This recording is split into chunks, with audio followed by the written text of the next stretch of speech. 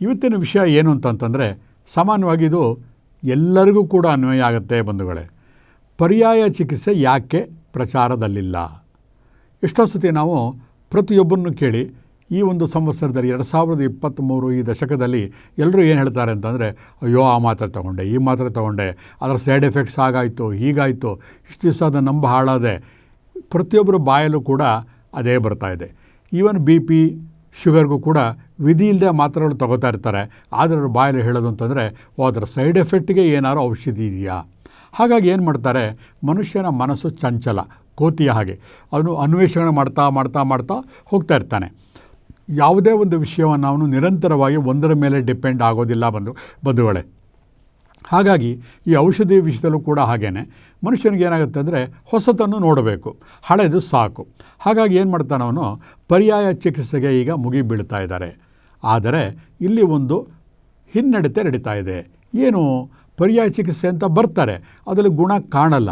For example, ಇವಾಗ ನಮ್ಮ clinic ಅಂತ ತೊಗೊಳ್ಳಿ, ಯಾವುದೋ ಒಂದು ಹೀಲಿಂಗ್ ಕ್ಲಿನಿಕ್ಕಿಗೆ ಯಾವುದೋ ಒಂದು ಹೆಣ್ಣುಮಗಳು ಬರ್ತಾರೆ ಅಂತಂತಂದರೆ ಮೊದಲು ಹೇಳೋದು, ನಮ್ಮ ಯಜಮಾನರು ಇದಕ್ಕೆ ಒಪ್ಕೋತಾ ಇಲ್ಲ, ನಮ್ಮ ಯಜಮಾನರು ಇದಕ್ಕೆ ಬರೋಲ್ಲ. ನಮಗೆ ಆಶ್ಚರ್ಯ ಆಗುತ್ತೆ, ಯಾಕೆ ಹೆಂಡತಿ ಬರ್ತಾಳೆ, ಗಂಡ ಬರೋದಿಲ್ಲ, ತೊಂದರೆ ಅವರ ಮನೆಗೆ ಸಂಬಂಧಪಟ್ಟಿದ್ದು, ಅವರ ಆರೋಗ್ಯಕ್ಕೆ ಸಂಬಂಧಪಟ್ಟಿದ್ದು, ಗಂಡ ಯಾತಕ್ಕೆ ಕೋಆಪ್ರೇಟ್ ಮಾಡಲ್ಲ? ಕಾರಣ ಇಷ್ಟೇ, ಒಂದು ವಿಷಯ ಪ್ರಾಪಂಚಿಕವಾಗಿ ನಡೆಯುತ್ತಿರುವಂತಹ ದಗ, ಮೋಸ, ವಂಚನೆಗಳಿಂದ ಬೇಜಾರಾಗಿರುತ್ತೆ. ಆವಾಗ ಇಬ್ಬರಿಗೂ ಬೇಜಾರಾಗಬೇಕು. ಹಾಗಲ್ಲ ಬಂಧುಗಳೇ. ಗಂಡಸರಿಗೆ ಏನಾಗ್ತಾ ಹೋಗ್ತದೆ ಅಂತಂದರೆ, ಬರೀ ಗಂಡಸರು ಹೆಂಗಸರು ಅಂತಲ್ಲ, ಮನೆಯಲ್ಲಿ ಒಂದು ವ್ಯಕ್ತಿಗೆ ಇಷ್ಟ ಆಗಿದ್ದು ಮತ್ತೊಬ್ಬರಿಗೆ ಇಷ್ಟ ಆಗೋದಿಲ್ಲ. ಕಾರಣ ಆ ಒಂದು ವಿದ್ಯೆಯಲ್ಲಿ ಅವರಿಗೆ ನಂಬಿಕೆ ಇರೋದಿಲ್ಲ. ಅಷ್ಟೇ ಅಲ್ಲ, ಅವರ ಮಾನಸಿಕ ಪರಿಕಲ್ಪನೆಗಳೇ ಬೇರೆ ಆಗಿರುತ್ತೆ. ಈಗ ತಲೆನೋವು ಬಂತ ಅಂಗಡಿಗೆ ಹೋಗ್ಬಿಟ್ಟು ಒಂದು ಯಾವುದೋ ಒಂದು ಮಾತ್ರೆ ಕೊಡ್ತಾರೆ, ನುಂಗ್ಬಿಡು. ನಾವುಗಳು ಎಷ್ಟು ಮೂಢರಾಗ್ತಾ ಇದ್ದೀವಿ ದಿನದಿಂದ ದಿನಕ್ಕೆ ಅಂತಂದರೆ, ಒಂದು ಮಲ್ಲಿಗೆ ಹೂವನ್ನು ವ್ಯಾಪಾರ ಮಾಡೋಕ್ಕೆ ಹೋಯಿತು ಅಂತಂದರೆ, ಅದು ಹಿಂದಿನ ದಿನದ ಮಲ್ಲಿಗೆ ಹೂವಾಗಿದ್ದರೆ ನೀರನ್ನು ಚಿಮುಕಿಸಿ ಇಟ್ಟಾಗ ಅವಳು ಮೊಳಕ್ಕೆ 100 ರೂಪಾಯಿ ಕೇಳಿದ್ರೆ 20 ರೂಪಾಯಿ ಮೇಲೆ ಕೊಡಲ್ಲ. ಯಾಕಂದರೆ ಇದು ಹೂವು ಹಳೆದಿದು, ಇದೆಲ್ಲ ಬಾಡೋಗಿದೆ. ಆದರೆ ಅದೇ ನಾವು ಒಂದು ಮೆಡಿಕಲ್ ಶಾಪ್ಗೆ ಹೋದಾಗ ಆ ಸ್ಪೆಲ್ಲಿಂಗ್ ಕೂಡ ನಾವು ನೋಡೋದಿಲ್ಲ, ಆ ಚೀಟಿ ತೋರಿಸ್ತೀವಿ, ಅವ್ರು ಕೊಟ್ಟು ಮಾತ್ರೆ ತೊಗೊಂಡು ಅಲ್ಲೇ ಹರಿದ್ಬಿಟ್ಟು ನೀರಿದೆಯಾ ಅಂತ ಕೇಳಿ ಗುಳಕ್ಕಂತ ಬಾಯಿಗೆ ಹಾಕ್ಕೋತೀವಿ. ಇದಕ್ಕೆಲ್ಲ ಏನನ್ಸುತ್ತೆ? Brain wash. ನಾವು ಎಷ್ಟು ಚೆನ್ನಾಗಿ ಬ್ರೈನ್ ವಾಶ್ ಆಗಿದ್ದೀವಿ ಅಂತಂದರೆ, ನೀವು ಅದೇ ಮಾತ್ರನ್ನು ಡಮ್ಮಿ ಮಾತ್ರ ಕೊಟ್ಟರು ಕೂಡ ತೊಗೋತೀವಿ ಬಂಧುಗಳೇ. ಅದಕ್ಕೆ ಪ್ಲಾಸಿಬೋ ಎಫೆಕ್ಟ್ ಅಂತ ಕೂಡ ಹೇಳ್ತಾರೆ. ವೈಜ್ಞಾನಿಕವಾಗಿ ಎಲ್ಲವನ್ನು ಕೂಡ ಅನಲೈಸ್ ಮಾಡಿಬಿಟ್ಟಿದ್ದಾರೆ. ಹೊಸದಾಗಿ ನಾವೇನು ಮಾಡೋವಂಥದ್ದು ಏನೇನೂ ಇಲ್ಲ. ಇವತ್ತಿನ ವಿಷಯ ಏನು ಅಂದರೆ, ಪರ್ಯಾಯ ಚಿಕಿತ್ಸೆ ಯಾತಕ್ಕೆ ನಿಮಗೆ ಪ್ರಚಾರದಲ್ಲಿಲ್ಲ? ಇದರಲ್ಲಿ ನನ್ನ ಸ್ವಂತ ಅನುಭವವನ್ನು ಹೇಳ್ತೀನಿ. ಇತ್ತೀಚೆಗೆ ಬಂದಂತಹ ನನ್ನ ಕ್ಲಿನಿಕ್ಗೆ, ಬಸವೇಶ್ವರ ನಗರದಲ್ಲಿರುವಂತಹ ನನ್ನ ಸಪ್ತರ್ಷಿ ಸಮರ್ಪಣ ಹೀಲಿಂಗ್ ಕ್ಲಿನಿಕ್ಗೆ ಒಂದು ವ್ಯಕ್ತಿ ಬಂದಾಗ ಬಹಳ ತಡೆಯಲಾರದ ತಲೆನೋವು. ನಾವು ಹೇಳೋದೇನು, ಫಸ್ಟ್ ಡಾಕ್ಟರ್ ಹತ್ರ ಹೋಗಿ ಅಮ್ಮ ತೋರಿಸಿ, ಅವರೇನಾರು ರಿಪೋರ್ಟ್ ಕೊಟ್ಟಿದ್ದಾರಾ ಎಲ್ಲವನ್ನು ಕೇಳ್ತೀವಿ. ಎಲ್ಲ ಮಾಡಿದ್ರು ಆಯಿತು. ನಮ್ಮ ಒಂದು ಪರ್ಯಾಯ ಚಿಕಿತ್ಸೆ ಒಂದಿರುತ್ತಲ್ವ, ಅದ್ರ ಪ್ರಕಾರ ಯಾವುದೋ ಒಂದು ಥೆರಪಿಯನ್ನು ಮಾಡಿದೆ. ಒಂದು 15 ದಿವಸ ಆದಮೇಲೆ ಅಲ್ಲಿಂದ ಏನು ಉತ್ತರ ಬಂತು ಅಂತಂದರೆ, ಇಲ್ಲ ನಮಗೇನು ಗುಣನೇ ಕಾಣಲಿಲ್ಲ, ಇವೆಲ್ಲ ಸುಳ್ಳು, ನಾನು ದುಡ್ಡೆಲ್ಲ ಕಳ್ಕೊಂಡೆ, ಹಾಗೆ ಹೀಗೇನು ಎಷ್ಟೋ ಜನ ಹತ್ರ ಹೋಗ್ತಾ ಇದ್ದೀನಿ, ಆದರೂ ಕೂಡ ನಂಗೆ ಗುಣ ಕಾಣಿಸ್ತಾ ಇಲ್ಲ. ಆಗ ನನಗೆ ಒಂದು ಮನಸ್ಸಿನಲ್ಲಿ ಪ್ರಶ್ನೆ ಬಂತು, ವಿದ್ಯೆನೇ ಹಾಗೆ ಒಬ್ರಿಗಾಗುತ್ತೆ ಒಬ್ರಿಗಾಗಲ್ಲ, ಯಾಕೆ? ಇದನ್ನು ಆಳವಾಗಿ ಅಧ್ಯಯನ ಮಾಡಿದಾಗ ನನಗೆ ಗೊತ್ತಾಯಿತು, ಪರ್ಯಾಯ ಚಿಕಿತ್ಸೆ ಅನ್ನೋದು ಅದು ನಿಜವಾದ ಚಿಕಿತ್ಸೆ. ನಮ್ಮ ಇಂಗ್ಲೀಷ್ ಮಾತ್ರೆ ಅವೆಲ್ಲ ಇವಾಗ ಒಂದು ವೆರಿಕೋಸ್ ಫೈನ್ ಆಗಿರುತ್ತೆ, ಕಾಲಿನಲ್ಲಿ ಹಸಿರು ಅಂಬು ಅಥವಾ ಹಸಿರು ನರ ಅಂತ ಹೇಳ್ತೀವಿ. ಇಂಗ್ಲೀಷ್ ಹತ್ರ ಹೋದಾಗ ಏನು ಮಾಡ್ತಾರೆ, ಆ ಕಾಲು ಉಬ್ಬು ಬಂದಿರುತ್ತಲ್ಲ ನರಗಳನ್ನು ಕಟ್ ಮಾಡಿ ತೆಗೆದು ರೇಡಿಯೇಷನ್ ಥೆರಪಿ ಕೊಟ್ಟು ಕ್ಯೂರ್ ಮಾಡಿಬಿಡ್ತಾರೆ. 5-6 ದಿವಸದಲ್ಲಿ ನಿಮಗೆ ಗುಣ ಆಗಿಬಿಡುತ್ತೆ. ಆದರೆ 2-3 ತಿಂಗಳ ನಂತರ ಅದೇ ಜಾಗದಲ್ಲಿ ಮತ್ತೊಂದು ನರ ಹಸಿರಂಬು ಪ್ರಾರಂಭ ಆಗುತ್ತೆ. ಇಷ್ಟೇ ವ್ಯತ್ಯಾಸ ಸೈಂಟಿಫಿಕ್ ಇನ್ವೆನ್ಷನ್ಗೂ ಕೂಡ ಮತ್ತು ನಮ್ಮ ಹಳೆಯ ಪರ್ಯಾಯ ಚಿಕಿತ್ಸೆಗೂ. ಪರ್ಯಾಯ ಚಿಕಿತ್ಸೆಯಲ್ಲಿ ಏನು ಮಾಡ್ತೀವಿ ನಾವು ಅಂತಂದರೆ, ಆ ವೆರಿಕೋಸ್ ವೆಯಿನ್ ಬರಬೇಕಾದ್ರೆ ಕಾರಣ ಏನು? ಬಹಳ ಸಿಂಪಲ್. ಅದು ಬಂದ್ಬಿಟ್ಟು ರಕ್ತದ ಸಂಚಾರದಲ್ಲಿ ಅಡೆತಡೆ. ನಾವು ನರ ತೆಗೀರಿ ಅಂತ ಹೇಳೋದಿಲ್ಲ. ಕಲರ್ ಥೆರಪಿ ಇತ್ತು ಅಂತಂದರೆ ಆ ಕಾಲಿನ ರಿಫ್ಲೆಕ್ಸ್ ಪಾಯಿಂಟ್ಗೆ ಪರ್ಟಿಕ್ಯುಲರ್ ಕಲರ್ ಹಾಕೋಕ್ಕೆ ಹೇಳ್ತೀವಿ. ಅಥವಾ ಅವನ ಆಹಾರದಲ್ಲಿ ಚಯಾಪಚಯ ಕ್ರಿಯೆಗಳು ಕರೆಕ್ಟ್ ಆಗ್ತಾ ಇದೆಯಾ ಅಂತ ನೋಡ್ತೀವಿ. ಒಟ್ಟಿನಲ್ಲಿ ಅವನ ದೇಹದಲ್ಲಿ ಆ ಬ್ಲಡ್ ಸರ್ಕ್ಯುಲೇಷನ್ಗೆ ಏನು ತೊಂದರೆ ಇದೆಯಲ್ಲ ಅದನ್ನು ನಿವಾರಣೆ ಮಾಡ್ತೀವಿ. ಆವಾಗ ಅದು ಪರ್ಮನೆಂಟ್ ಕ್ಯೂರ್ ಬಂಧುಗಳೇ. ಇದನ್ನು ನಮ್ಮ ಜನಕ್ಕೆ ಅರ್ಥ ಮಾಡಿಸಬೇಕಾಗಿದೆ. ಯಾಕಂದರೆ ನಾನು ನಿಮ್ಗೆ ಯಾವಾಗ ಹೇಳಿದೆ, ತಲೆನೋವು ಅಂತ ಒಂದು ವ್ಯಕ್ತಿ ಬಂದಾಗ ಔಷಧಿ ಕೊಟ್ಟ ಗುಣ ಕಾಣಲೇ ಇಲ್ಲ. 15 ದಿವಸ ಆದಮೇಲೆ ಬಂದು ಜಗಳಕ್ಕಾದರು, ನೋಡಿ ನಿಮ್ಮ ಔಷಧಿ ತೊಗೊಂಡೆ, ಎಲ್ಲ ಮಾಡಿದೆ, ಟ್ರೀಟ್ಮೆಂಟ್ ತೊಗೊಂಡೆ, ಮೆಡಿಟೇಷನ್ ಮಾಡಿದೆ, ಎಲ್ಲ ಮಾಡಿದೆ, ನನಗೆ ಗುಣ ಕಾಣಲಿಲ್ಲ. ಕಾರಣ ಅವರ ಮನೆಯಲ್ಲಿ ಒಂದು ರೀತಿಯ ಜಗಳಗಳಿತ್ತು, ಸಂಬಂಧಗಳು ಹಾಳಾಗಿತ್ತು. ನಾನು ಯಾವಾಗಲೂ ಹೇಳ್ತಾ ಇರ್ತೀನಿ, ಇಡೀ ಪ್ರಪಂಚದಲ್ಲಿರೋದು 3 ಥರ ತೊಂದರೆಗಳು ಬಂಧುಗಳೇ. ಒಂದು ಆರೋಗ್ಯ, ಮಾನಸಿಕ ಅಥವಾ ದೈಹಿಕ. 2ನೇದು ಹಣಕಾಸು ಸಂಬಂಧಪಟ್ಟಿದ್ದು. 3ನೇದು ಸಂಬಂಧಗಳು. ಈ 3 ಇರೋದು, 4ನೇದು ಇಲ್ಲವೇ ಇಲ್ಲ ಇಲ್ಲಿ. ಅದರಲ್ಲಿ ಏನೇ ತೊಂದರೆ ಆದರೂ ಕೂಡ ದೈಹಿಕ ಕಾಯಿಲೆಗಳು, ಮಾನಸಿಕ ಕಾಯಿಲೆಗಳು ಬರುತ್ತವೆ. ಆ ಮನೆಯಲ್ಲಿ ಅತ್ತೆ ಸೊಸೆ ಜಗಳ ಆಡ್ತಾ ಇರ್ತಾರೆ, ಮಗ ಸೊಸೆ ಕಡೆಗೆ ವಾಲ್ತಾ ಇರ್ತಾನೆ. ಅದು ತಾಯಿ ಆದವಳಿಗೆ, ಅತ್ತೆ ಆದವಳಿಗೆ ಸಹಿಸ್ತಾ ಇರೋದಿಲ್ಲ. ತಲೆನೋವು ಬಂದಿರೋದು ಆ ಕಾರಣದಿಂದ. ನಾನು ಟ್ರೀಟ್ಮೆಂಟ್ ಕೊಟ್ಟಾಗ, ರೇಖಿ ಟ್ರೀಟ್ಮೆಂಟ್ ಕೊಟ್ಟಾಗ, ಪ್ರಾಣಿಕ್ ಹೀಲಿಂಗ್ ಟ್ರೀಟ್ಮೆಂಟ್ ಕೊಟ್ಟಾಗ ಅಥವಾ ಹಿಪ್ನೋಥೆರಪಿ ಕೊಟ್ಟಾಗ ತಲೆನೋವಿಗೆ ಅಂತ ಕೊಡೋದಿಲ್ಲ. ಅವರ ಮನೆಯಲ್ಲಿರುವಂತಹ ಸಂಬಂಧಗಳು ಸುಧಾರಣೆ ಕೊಟ್ಟಿರ್ತೀನಿ, ಅದು ಅವ್ರಿಗೆ ಗೊತ್ತಿರೋದಿಲ್ಲ. ತಲೆನೋವು ಹಾಗೆ ಇದ್ದರೂ ಕೂಡ ಆ ಸಂಬಂಧಗಳಲ್ಲಿ ಸುಧಾರಣೆ ಕಾಣಿಸ್ತಾ ಇರುತ್ತೆ. It will take time. ಯಾಕಂದರೆ ಯಾವುದೇ ಒಂದು ಕಾಳನ್ನು ಗೊಬ್ಬರ, ಮಣ್ಣು, ನೀರು ಹಾಕಿದ್ರೂ ಕೂಡ ಒಂದೊಂದು ಕಾಳಿಗೆ ಅದರೇ ಆದಂಥ ಸೈಂಟಿಫಿಕ್ ಟೈಮ್ಗಳಿರುತ್ತೆ. ಅದು ನೀರನ್ನು ಹೀರಿಕೊಂಡು, ಸಾರವನ್ನು ಹೀರಿಕೊಂಡು, ಮೊಳಕೆ ಒಡೆದು ಗಿಡವಾಗಿ ಎಲೆ ಬರಬೇಕು ಅಂದರೆ ವಿ ಹ್ಯಾವ್ ಟು ವೆಯ್ಟ್. ಆದರೆ ನಮ್ಮಲ್ಲಿ ಇವತ್ತು ಆ ತಾಳ್ಮೆ ತಪ್ಪೋಗ್ತಾ ಇದೆ ಬಂಧುಗಳೇ. ಮೂಲಕ್ಕೆ ಹೋಗಿ ಸರಿ ಮಾಡುವಂಥ ಶಕ್ತಿ ಪರ್ಯಾಯ ಚಿಕಿತ್ಸೆಗೆ ಮಾತ್ರ ಇರೋದು, ಬೇರೆ ಇನ್ನು ಯಾವುದಕ್ಕೂ ಇಲ್ಲ. ಅದನ್ನು ಎದೆ ತಟ್ಟಿ ನಿಮಗೆ ಹೇಳ್ತಾ ಇದ್ದೀನಿ, ಖಂಡಿತ ಇದಕ್ಕೆ ಬೆಲೆ ಇದೆ. ಆದರೆ ನಮ್ಮಲ್ಲಿ ತೊಂದರೆ ಆಗ್ತಾ ಇರೋದು ಅದರ ಬಗ್ಗೆ ಇರುವಂತಹ ಅಜ್ಞಾನ. ಅದು ಅಲ್ಲದೆ ಮೊದಲೆಲ್ಲ ಹೋಗಿ ಎಲ್ಲ ಡಾಕ್ಟರ್ ಹತ್ರ ಹೋಗಿ ಎಲ್ಲ ಮಾಡಿ ಫೇಲ್ಯೂರ್ ಆಗಿ ಕೊನೆಗೆ ಬರ್ತಾರೆ ಪರ್ಯಾಯ ಚಿಕಿತ್ಸೆಗೆ. ವಿಧಿ ಇಲ್ಲ ಅಂದ್ಬಿಟ್ಟು, ನೋಡೋಣ ಅಂತಂದ್ಬಿಟ್ಟು. ಇಲ್ಲ, ಇದನ್ನು ಲಯಬದ್ಧವಾಗಿ ಕರೆಕ್ಟಾಗಿ ನೀವು ಅಭ್ಯಾಸ ಮಾಡಿದ್ರೆ ಇದರ ಮುಂದೆ ಬೇರೆ ಯಾವ ಔಷಧಿ ಕೂಡ ಬೇಕಾಗಿಲ್ಲ. ಇದರಲ್ಲಿ ಯಾವ ಸೈಡ್ ಎಫೆಕ್ಟ್ ಕೂಡ ಇರೋದಿಲ್ಲ. ಸ್ವಲ್ಪ ಕೆಲವು ನಿಧಾನ ಆಗ್ಬೋದು, ಕೆಲವರಿಗೆ ಬೇಗ ಆಗ್ಬೋದು. ನೋಡಿ, ಇವತ್ತು ನೀವು ಗೊತ್ತಿರೋಂತಹ ವಿಷಯಗಳಲ್ಲಿ ಎಲ್ಲೆಲ್ಲಿ ನಿಮಗೆ ಒಂದು ಜ್ಞಾನವ ವೃದ್ಧಿ ಮಾಡ್ಕೋಬೇಕು ಅಂತ ಸೂಕ್ಷ್ಮವಾಗಿ ಹೇಳ್ಕೊಡ್ತೇನೆ. ಇದನ್ನು ದೊಡ್ಡ ಥಿಯರಿ ಕ್ಲಾಸ್ ಅಲ್ಲ ಇದು, ಅಥವಾ ಒಂದು ತರಬೇತಿಯ ಒಂದು ಸಂವಹನ ಮಾಡ್ತಿರುವಂತಹ ವೇದಿಕೆ ಕೂಡ ಅಲ್ಲ. ರೇಖಿ ಎಷ್ಟೋ ಜನಕ್ಕೆ ಗೊತ್ತಿದೆ. ರೇಖಿಯನ್ನು ತಗೋತಾರೆ, ನನ್ನ ಕ್ಲಿನಿಕ್ ಬರೋ ಹೇಳ್ತಾರೆ, ಸರ್ ನನಗೆ 1ನೇ ಮತ್ತು 2ನೇ ಡಿಗ್ರಿ ರೇಖಿ ಆಗಿದೆ ಸರ್, ನನಗೆ ಅದು ಪ್ರಾಕ್ಟೀಸೇ ಮಾಡೋಕ್ಕಾಗ್ತಾಯಿಲ್ಲ, ಎಷ್ಟೇ ಮಾಡಿದ್ರು ಕೂಡ ನನ್ನ ಕಾಯಿಲೆಗಳು ತೊಂದರೆ ಆಗ್ತಾಯಿಲ್ಲ. ಬಂಧುಗಳೇ, ನೀವೇ ಯೋಚನೆ ಮಾಡಿ. ರೇಖಿ ಅನ್ನೋದು ಒಂದು ವಿದ್ಯೆ, ಅದು ಅಸಾಮಾನ್ಯವಾದಂತಹ ವಿದ್ಯೆ. ಎಲ್ಲರೂ ಕೂಡ ಕಲಿತು ಅದನ್ನು ಸಾಧನೆ ಮಾಡಿರೋಂಥದ್ದು. ಅದರ ಬಗ್ಗೆ 2ನೇ ಮಾತೇ ಇಲ್ಲ. ನಿಮಗೆ ಇದು ವರ್ಕ್ ಆಗ್ತಾ ಇಲ್ಲ ಅಂತಂದ್ರೆ ಅರ್ಥ ರೇಖಿದು ತೊಂದರೆ ಅಲ್ಲ. ತಪ್ಪು ಇರೋದು ನಿಮ್ಮಲ್ಲಿ, ನಿಮ್ಮ ಮಾನಸಿಕ ಭಾವನೆಗಳಲ್ಲಿ. ರೇಖಿ ಅಂತಂದರೆ ಅದನ್ನು ತುಂಬ ಕ್ಷುಲ್ಲಕವಾಗಿ ತೊಗೋತಾ ಇದ್ದೀರಾ. ಏನೋ ನೋಡೋಣ ಮಾಡೋಣ ಅಥವಾ ಯಾವುದೋ ಒಂದು ಇಂಟೆನ್ಷನ್ ಇಟ್ಕೊಂಡ್ಬಿಟ್ಟು ಲಾಭಕ್ಕೋಸ್ಕರ ಮಾಡ್ತಾಯಿದ್ದೀರಾ. ಖಂಡಿತ ಮಾಡಬೇಡಿ. ಆ ವಿದ್ಯೆಗೆ, ಪ್ರತಿಯೊಂದು ವಿದ್ಯೆಗೂ ಕೂಡ ಅದರದೇ ಆದಂಥ ಒಂದು ಮಹತ್ವ ಇದೆ. ಯಾವಾಗ ನೀವು ಅದನ್ನು ಸತತವಾಗಿ ಸರಿಯಾಗಿ ಅಭ್ಯಾಸ ಮಾಡ್ತಿರೋ ಆವಾಗ ಖಂಡಿತ ಅದರ ರಿಸಲ್ಟ್ ನಿಮಗೆ ಕಂಡೇ ಕಾಣುತ್ತೆ. ಕೇವಲ 2 ಕಲ್ತುಬಿಟ್ಟೆ ನಾನು ಅದು ಮಾಡ್ಬಿಟ್ಟು ಅಲ್ಲ, ಅಷ್ಟಲ್ಲ. ಬರೀ ಕಲ್ತು ಬಿಡೋದಲ್ಲ, ಒಂದು ಸರ್ಟಿಫಿಕೇಟ್ ತೊಗೊಂಡ್ಬಿಟ್ಟು ಮಾತ್ರಕ್ಕೆ ರೇಖಿ ಆಗಲಿ, ಯೋಗ ಆಗಲಿ ಖಂಡಿತ ಮೈಗೆ ಹತ್ತೋದಿಲ್ಲ ಬಂಧುಗಳೇ. ಹಾಗಾಗಿ ರೇಖಿ ಕಲ್ತವ್ರು ಏನು ಮಾಡಬೇಕು ಅಂತಂದರೆ ಸತತವಾಗಿ ಅಭ್ಯಾಸ ಮಾಡಬೇಕು. ಸತತವಾಗಿ ಅಭ್ಯಾಸ ಮಾಡ್ತಾ ಇದ್ದಾಗ ಅದರ ಫಲಕಾರಿಯಾಗತ್ತೆ. ಅದಕ್ಕೆ ಹೇಳ್ತೀವಿ, ಋಷಿಗಳು ಕೂಡ ಪ್ರಾಣಾಯಾಮ ಅಥವಾ ಯೋಗ ಸಿದ್ಧಿಸೋದು ಅಂತ ಹೇಳ್ತಾರೆ. ಸಿದ್ಧಿಸೋದು ಅಂದ್ರೇನು? ರಿಯಲೈಸೇಷನ್. ಇವಾಗ ಗೌತಮ ಬುದ್ಧನಿಗೆ ಆಯ್ತಲ್ಲ ಜ್ಞಾನೋದಯ, ನಿಮಗೆ ಜ್ಞಾನೋದಯ ಆಗುತ್ತೆ. ನಿಮಗೆ ಆ ರೇಖಿನಲ್ಲಿ ಕ್ಲಾರವೇಂಟ್ ಆಗಿಬಿಡ್ತೀರ ನೀವು. ನಿಮಗೆ ತೊಂದರೆಗಳು ನಿಮಗೆ ಮುಂಚೆ ಗೊತ್ತಾಗ್ಬಿಡುತ್ತೆ. ನಿಮ್ಮದಲ್ಲದೆ ನಿಮ್ಮ ಸುತ್ತಮುತ್ತಲ ಜನಗಳು ತೊಂದರೆ ಗೊತ್ತಾಗ್ತಾ ಹೋಗುತ್ತೆ. ಆಮೇಲೆ ಒಳ್ಳೆಯದನ್ನು ಕೆಟ್ಟದನ್ನು ನಿಗ್ರಹಿಸುವ ಶಕ್ತಿ ಬರುತ್ತೆ. ಹಾಗಾಗಿ ಇನ್ನು ಮುಂದೆ ನೀವು ರೇಖಿ ಕಲ್ತಿರೋರು ಅದನ್ನು ಸತತವಾಗಿ ಅಭ್ಯಾಸ ಮಾಡಿ ಖಂಡಿತ ಆ ಶಕ್ತಿಯನ್ನು ನೀವು ಸದುಪಯೋಗ ಪಡಿಸ್ಕೊಳ್ಳಿ. ಹಾಗೆಯೇ ಪ್ರಾಣಿಕ್ ಹೀಲಿಂಗ್. ಪ್ರಾಣಿಕ್ ಹೀಲಿಂಗು ಕೂಡ ಒಂದು ಇತ್ತೀಚಿನ ಅದ್ಭುತವಾದಂಥ ವಿದ್ಯೆ. ರೇಖಿಯ ಮುಂದುವರೆದ ಭಾಗ ಅಂತ ನಾವು ಹೇಳ್ಬೋದು. ರೇಖಿ ಜನಸಾಮಾನ್ಯರಿಗೆ ಸುಲಭವಾಗಿ ಸಿಗುವಂಥ ವಸ್ತು ಆದರೆ ಪ್ರಾಣಿಕ್ ಹೀಲಿಂಗು ಒಂದು ಸಿಸ್ಟಮೆಟಿಕ್ ಆಗಿರುವಂತಹ, ವೈಜ್ಞಾನಿಕವಾಗಿ ಅನ್ವೇಷಣೆ ಮಾಡಿರುವಂತಹ, ಸಾವಿರಾರು ದೇಶಗಳಲ್ಲಿ ಅದನ್ನು ರಿಸರ್ಚ್ಗಳು ಕೂಡ ಮಾಡ್ತಾ ಇದ್ದಾರೆ. ರೇಖಿಗಿಂತ ಜಾಸ್ತಿ ರಿಸರ್ಚ್ಗೆ ಒಳಪಟ್ಟಂತಹ ವಿದ್ಯೆ ಅಂತಂದರೆ ಇವತ್ತು ಪ್ರಾಣಿಕ್ ಹೀಲಿಂಗ್. ಸತತವಾಗಿ ಎಷ್ಟೋ ಜನ ಮನೆಗಳಲ್ಲಿ ಸರ್ಟಿಫೈಡ್ ಪ್ರಾಣಿಕ್ ಹೀಲಿಂಗ್ಗಳಿದ್ದಾರೆ. ಅಂದರೆ ಆ ವಿದ್ಯೆಯ ಬಗ್ಗೆ 2ನೇ ಮಾತೇ ಇಲ್ಲ. ನಿಮಗೆ ಗುಣ ಕಾಣಲಿಲ್ಲ ಅಂತಂದರೆ ನೀವು ಕಾಟಾಚಾರಕ್ಕೆ ಆ ಟ್ರೀಟ್ಮೆಂಟನ್ನು ತೊಗೋತಾ ಇದ್ದೀರಾ. ಮೊದಲು ಕೇಳೋದು, ನನಗೆ ಗುಣ ಆಗುತ್ತಾ, ಒಂದು ಸೆಷನ್ಗೆ ಎಷ್ಟು ಚಾರ್ಜ್ ಮಾಡ್ತೀರಾ, ಆಮೇಲೆ ಎಷ್ಟು ದಿವಸದಲ್ಲಿ ಗುಣ ಆಗುತ್ತೆ. ಇಲ್ಲ, ನಿಮಗೆ ಬಂದಿರುವಂಥ ತೊಂದರೆಗಳಿಗೆ ಏನು ಬೇಕಾದ್ರೂ ಕಾರಣ ಇರಬಹುದು. ಬರೀ ಭೌತಿಕ ಕಾರಣ ಒಂದೇ ಅಲ್ಲ, ಆಧ್ಯಾತ್ಮಿಕ ಕಾರಣ ಕೂಡ ಇರುತ್ತೆ, ಜೊತೆಗೆ ನಿಮ್ಮ ಕರ್ಮ ಫಲಗಳು ಕೂಡ ಇರುತ್ತೆ. ಅದನ್ನು ನೀವು ಮರೆತು ಬಿಡ್ತೀರಾ ಬಂಧುಗಳೇ. ನೀವು ಯಾರಿಗೋ ಅನ್ಯಾಯ ಮಾಡಿರ್ತೀರಾ, ಯಾರಿಗೋ ಮೋಸ ಮಾಡಿರ್ತೀರಾ. ನೋಡಿ, ನಮ್ಮ ಆಧುನಿಕ ವಿಜ್ಞಾನಕ್ಕೂ ಈ ಪರ್ಯಾಯ ಚಿಕಿತ್ಸೆಗೂ ಎಷ್ಟು ವ್ಯತ್ಯಾಸ ಇದೆ ಅಂತ. ನಿಜವಾದ ವಿದ್ಯೆ ಅಂದರೆ ಪರ್ಯಾಯ ಚಿಕಿತ್ಸೆ. ಅಲ್ಲಿ ಬಂದಾಗ ನಿಮಗೆ ಅವರು ಕೊಡುವಂತಹ ಟ್ರೀಟ್ಮೆಂಟಿಂದ ನಿಮ್ಮ ಆ ಜನ್ಮಾಂತರದ ತೊಂದರೆಗಳಿರ್ಬೋದು, ಅಡೆತಡೆಗಳಿರಬಹುದು, ಅಥವಾ ನಿಮ್ಮ ಒಂದು ಸ್ವಭಾವಗಳಲ್ಲಿ ವ್ಯತ್ಯಾಸಗಳೆಲ್ಲ ಚೇಂಜ್ ಆಗಿ ನಂತರ ನೀವು ಆರೋಗ್ಯವಾಗಿರ್ತೀರ, ಮಾನಸಿಕವಾಗಿ ಮತ್ತು ದೈಹಿಕವಾಗಿ. ಹಾಗಾಗಿ ತೊಂದರೆ ಇರೋದು ಪ್ರಾಣಿಕ್ ಹೀಲಿಂಗಲ್ಲ, ರೇಖಿನಲ್ಲ, ನಿಮ್ಮಲ್ಲಿ, ನಿಮ್ಮ ಅಭ್ಯಾಸದಲ್ಲಿ.